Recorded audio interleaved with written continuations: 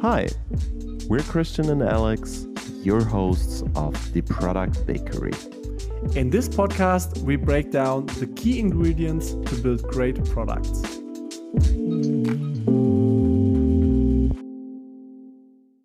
Hey Alex, today I'd like to talk to you about the role of product managers and why they shouldn't exist. I mean, that coming from a former product manager is an interesting opener.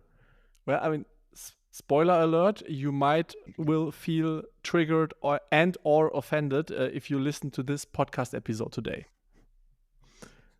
Like, just to frame this, Christian, you know we're addressing mostly product managers in this podcast, right? Yeah, it might be our last episode, I know. Okay. So you're digging our grave. Kind of, yeah. Would you like me? Are you not enjoying meeting me on a weekly basis and talking to me? Okay, so let's do it like a consent based. Are you up for this conversation, Alex? So let's make this choice together. I mean, you're the one digging, so dig ahead. No, so I had a there's a fun backstory. So I mean, as you know, or for those who tuning in for the first time or not regularly, I started building my own products with Make.com and other tools, and I just realized, first of all, how much I have to learn when it comes to building products. Even though I thought I knew a lot, I actually don't. And at the same time, I'm also experiencing a lot of freedom when it comes to doing stuff that I wasn't able to do in the past because I wasn't an engineer or designer, or I didn't have people who could build what I wanted to have. And now I can do these things all by myself. So with that said, I was just recently, I was recently building stuff again, and I was just faced with design problems. That's why I'm, for those who listen, I'm regularly approaching Alex because I have design questions. So Alex is more or less becoming my design VP who gives me feedback and design critiques. And at the same time, I'm also talking to other people who are engineers to help me getting my technical tasks done. So, and then I just started realizing, okay, I don't know why it happened, but I was just talking to someone about Agile and Scrum Master. And Alex, you know, my opinion about Scrum Master in general is very limited. But then I just realized, so the problem with Scrum Master and Agile coaches and stuff like that is the job itself doesn't make sense, right? I mean, if my job is to optimize something that people should do anyway, so what's my job then? Yeah. I mean, it becomes a job when people don't do it anyway. Yeah, exactly. But that's a symptom that you solve, not the problem, right? Yeah. So this is always my point of view when it comes to this whole Agile topic. And the question is also, what is this person actively doing, and how is this person actively contributing to product development? Yeah. So right, they contribute to the processes mainly, right? Yeah, exactly. To the process, but here's the thing, right? I mean, what is the definition of a process, and what do you call process? And then we're coming back. I mean, if these are things that you should do anyway and you don't do them, you have bigger and different problems than the process itself. Mm. So, and I mean, when I'm speaking on conferences or having discussions and debates with people, I'm always going to this direction when I want to share my opinion on Scrum and Agile and stuff like that. But the problem that I just realized is when I'm talking to product people, because I was attending a CPO dinner, and the question comes up, the difference between product managers, POs, what's the job of a product manager and stuff like this. And I just realized, okay, it's hard to define the job of a product manager. I think, please correct me if you see that different, but I think we can agree on that, right? So, I mean, I still feel like the industry overall always struggled to really have a proper definition for the PM versus PO versus whatsoever. Especially not because there isn't a definition for it, there is, but simply because it also changes across all the different companies. Every company uses them differently. Every company gives those people different responsibilities, different authorities or ownership over decisions and decision making and so on. So I think it probably already starts with the definition of these roles. That same for design, right? Like UX designers, UI designers, product designers, visual designers, UX, UI designers, and it all goes on. There are differences. There is definitions. I, for myself, have my own definition and my own reasoning why I am hiring product designers and not UX, UI designers or UX designers or Mm. UI designers or service designers. But still, I think it varies and it depends across the different companies and across like who you're talking to and the people that you have at hand. And it's never just like one single thing that's true for everyone. Yeah, and that's exactly the problem that I started to face when I was having these conversations with the other CPOs and other product managers about the role of product manager. Because if I ask what is a designer doing, then we can agree on a designer designs, an engineer codes. Yeah. But what does a product manager do? He So a managed the product product. manager, yeah, he manages the product. But here's the thing: this is a very vague answer. And that's exactly the problem that you just mentioned, because that's when the definition started to get broad and people coming up with different opinions. But But there's something that no, I mean, I guess the point is like what each company needs to look at, and I always love when these conversations come up of like, ooh, what is a PM? What is a PO? Should I hire a PM? Should I hire a PO or whatsoever? Um, you maybe you should not. Maybe you should sit down first and understand what you need for your business, and then you can see whatever person, and maybe there is a title that you hire for because it attracts people that can do specific things. But then within this word of POs and PMs, you might need to hire that one PO that completely fits your description of a product manager and helps you get the job done, right? But it's not about the definition of the role. It's about your company and what you need to achieve, and maybe that's not a PM. I agree. And now we're coming actually to the point that I wanted to drop. So what I know is what the product manager is not doing. So a product manager is not designing, a product manager is not coding, and a product manager is also not managing the people.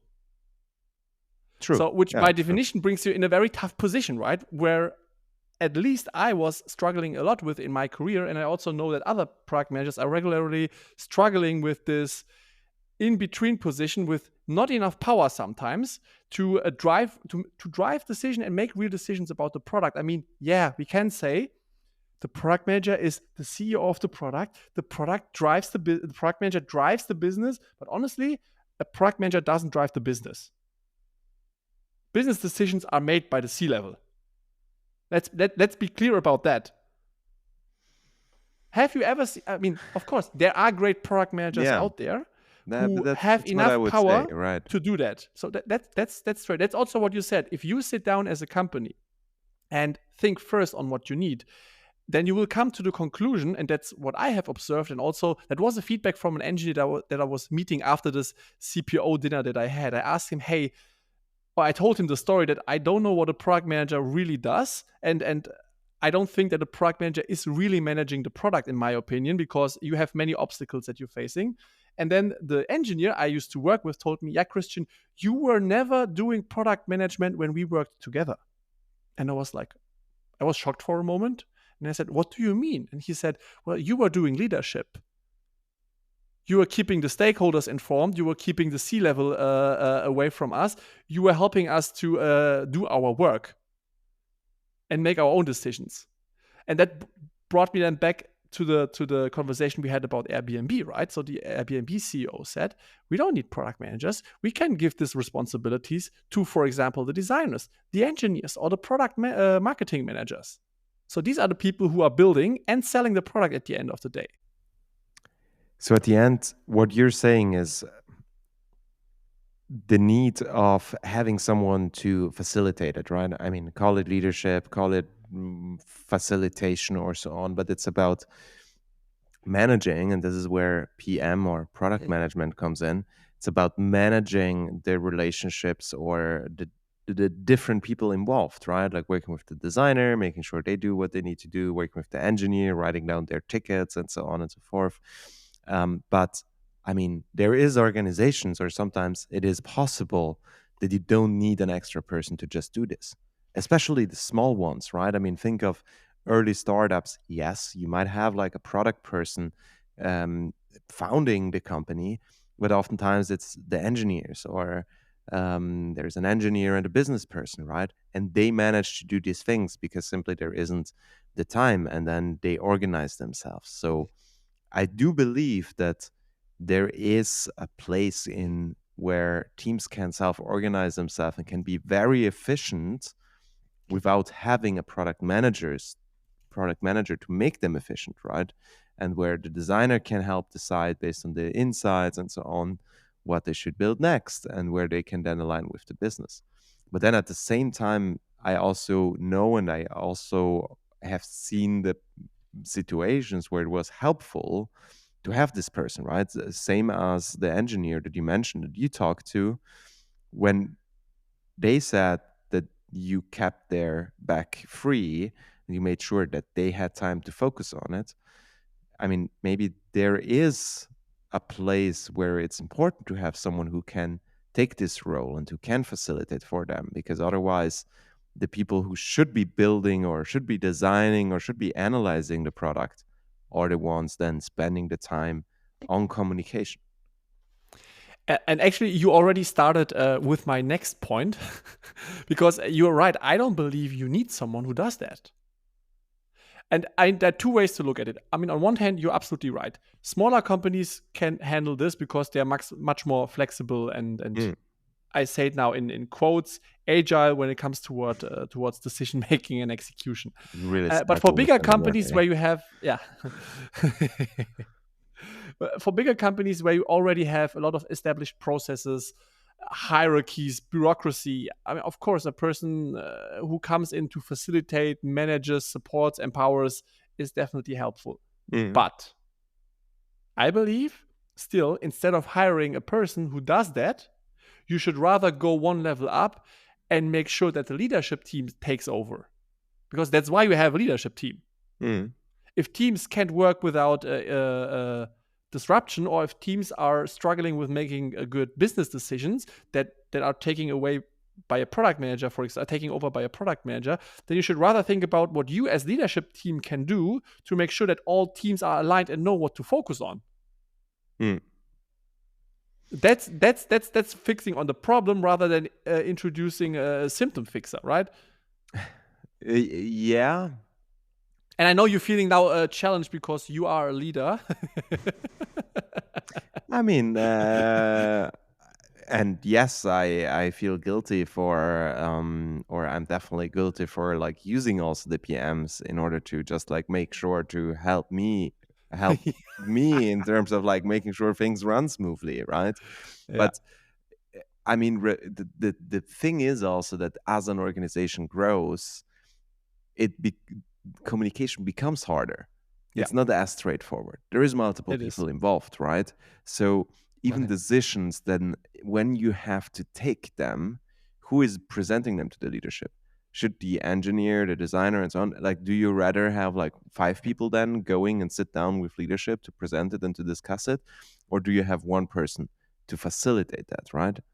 Or to manage that interaction? So I mean, the truth probably lies somewhere in between. There's also another. I'm a big fan of optimization of processes. Absolutely, but Alex, I need to drop one more option that most people don't think about.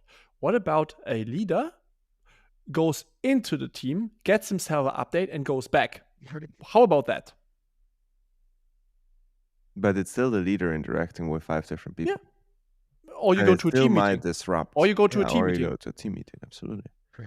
But it's one person less. Yes.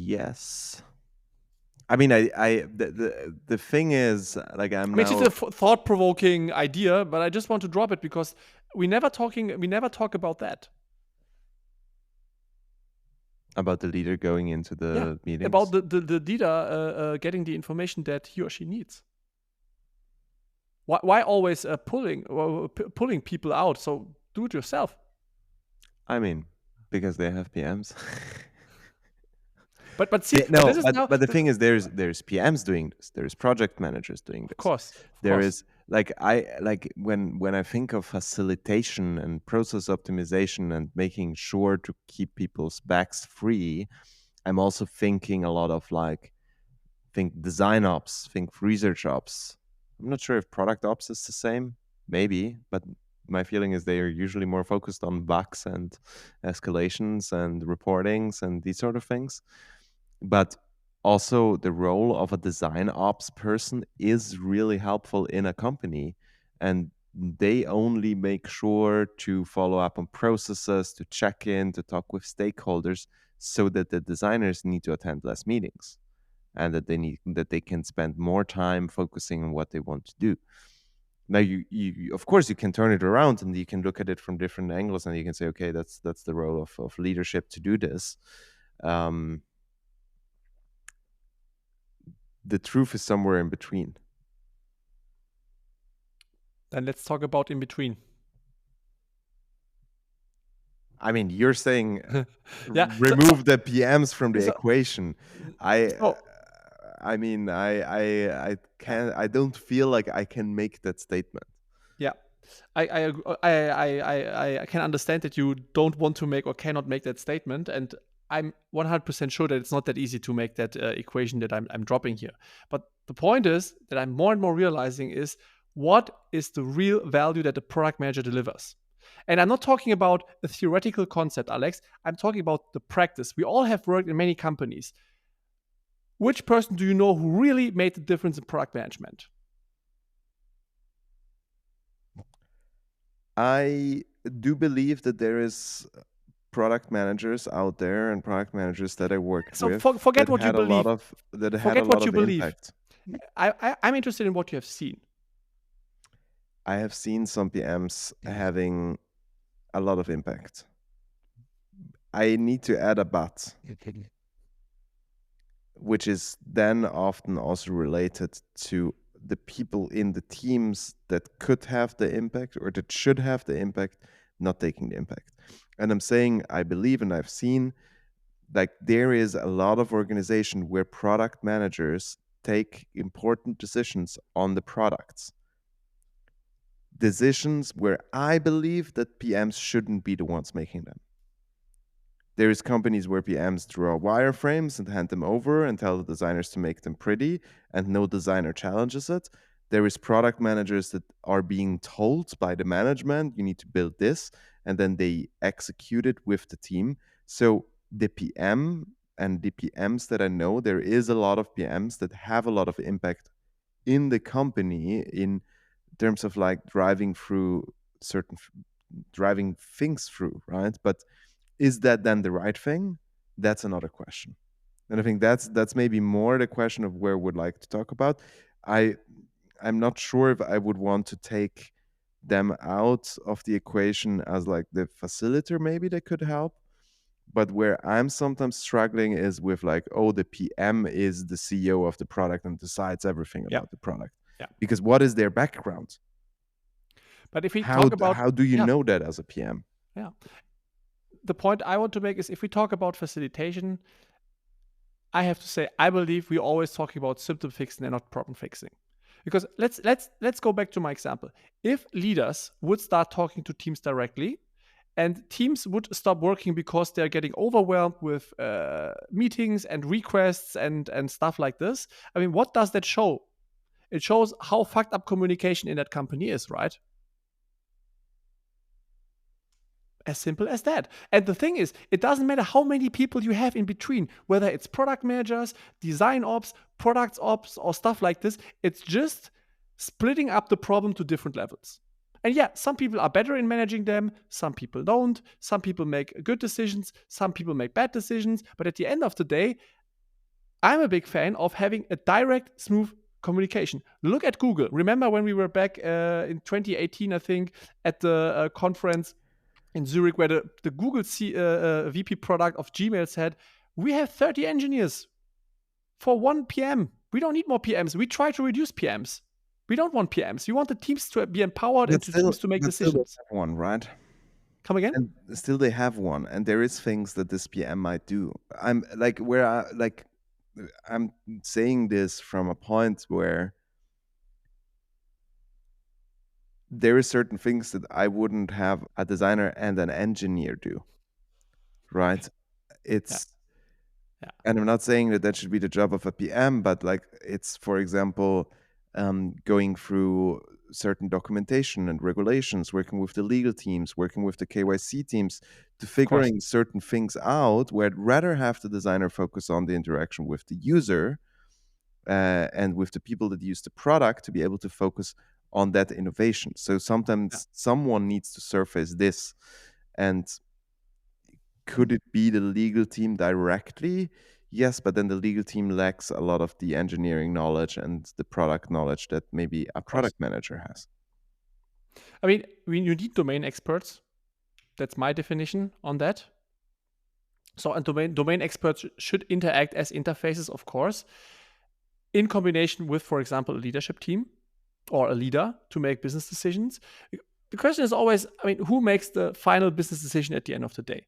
And we see PMs struggling with that.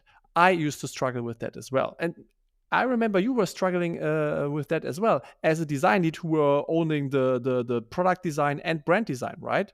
So we're always facing a point where business decisions are hard to make and where more people are getting involved. And at the point where you have many more people getting involved into the process, you will fall out of the equation as a decision maker. You're giving input, but at the end of the day, you will get the result. So, and then the question is, what's your job? Raising the problem that then someone tells you what to do? I mean, then the person can directly take over, right? Yeah. I mean, correct me if I'm wrong. But it shouldn't be like this, probably. Of course. I mean, like I don't believe that the wholly executive C-suite can take better decisions than the person working directly on the product, right? So I also wouldn't want the CEO to take some of these critical decisions. I think it should sit with the teams. And I think the autonomy should be within the teams. I mean, the bigger the company gets, of course, the more you need to split up work, the more you break down products and teams and stuff like this. I'm not against that at all. Yeah. So, but the question is still, how is the communication from the bottom going to the top and from the top going to the bottom? And how many interfaces do you need in between? And that's the core question that I would like to drop, because I've been working for smaller companies and also for bigger companies. And I see that that's the problem that I believe exists out there, is that there is a layer that is not clearly defined in its role and position and job, as well as it's not equipped with enough power, decision making power. That's a problem. That's a problem that we're having. And the question is, how can we solve that problem? And I believe to think more about what my role as product manager is and what the next certificate and big thing is to get better is not solving the company's problem. The company's problem are always communication lines and processes. And I believe that lean processes and reducing communication layers makes companies faster and more efficient. Yeah. And therefore, I believe the product management role itself, in the classic way as it used to be, doesn't make sense anymore. In my world. Yeah, and I mean, lean is proven, right? It doesn't make sense to have a ton of layers of decision making and so on. It's important to have. Again, leadership comes down to setting a clear vision, communicating it so that everyone knows it, and then works towards one goal. So wherever you sit in the organization, you shouldn't have to think, should I do this or that? Because if it's clear what direction you need to take, if it's clear what metrics you need to move, you will work towards that goal. Exactly. Right? And the more time you spend with planning, it's like the 80-20 rule, right? If you spend 80% of your time in doing good and clear planning and clear communication, execution won't be a problem. But unfortunately, we are trapped in the opposite. people spend 20% of their time in planning maximum, and the rest is blocked with execution, back and forth, bug fixing, not being able to make a decision, go back and forth. I mean, we all know that crap, right? Yeah. So the core is still planning and communication at the end of the day that needs to be in place to make people's work life easier. I think this is what it is about. And that Yeah. starts at the top, in my opinion. Yeah. And of course, I mean, in bigger companies, let's talk about companies with 2, 3, 4, 5, and more thousands of people. It's hard to establish such a mindset, of course. And my message today goes not into this direction, but especially smaller companies that are in growth phases, even those middle-sized companies. If you are in a growth phase, if you're trying to establish or streamline processes, you need to think about whom you want to give what kind of responsibility. And equipping someone with no direct decision making in terms of design, programming, or managing people, and even taking away the business decision responsibility when it comes to tough decisions. What's the role? What's the job of this person? Why is it in the company? Doesn't make sense to me. Then rather don't hire for new product managers and streamline your processes, streamline your communication and the goal you're working towards, your vision, your mission, and make sure that the leadership team is clearly communicating with the teams who are executing and ensure that these processes are working rather than hiring new people and putting more communication layers on top. I mean, I would conclude for myself generally that it is just important to figure out what you need in your company, what your teams need, and so on. Whatever it is, right? And whatever the problem is, it's about like figuring that out. If it's communication, work on your communication. APM is not going to solve it. If it's about decision making, figure out how you want to do decision making and don't just like hire a person in the hope to kind of solve it. I think that's the point, right?